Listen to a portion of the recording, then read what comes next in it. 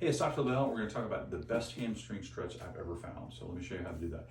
You're going to need a stick. This is a 5-foot piece of PVC pipe. It could be a broomstick, a branch, a tree, stick, whatever like that. Just something along straight like this here. Here's how you're going to do this. So take a small step forward for me, Ash.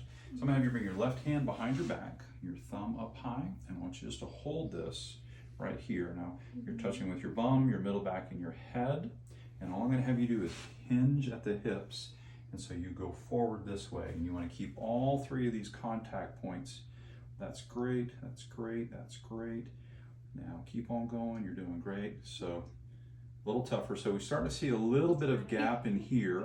So as we do that, Ashley, I just want you to arch that hip forward. There you go. You arch that foot, and you feel that in the hamstring. Yes. Right? So come back up. So here's a couple common errors that we'll see in this. So one could be as Ashley starts to go forward, forward, forward, forward. Now their head leans forward too far, all the way forward, keep going, head forward more, head forward more. So now we see that we're lost contact here. That's a common one.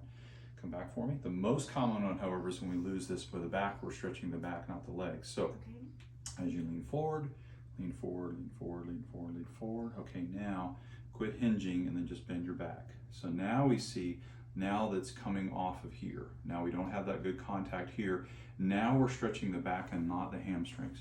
So if we come back again, to correct that, we want to just raise this right up into here and then just hinge a little bit more at your hip.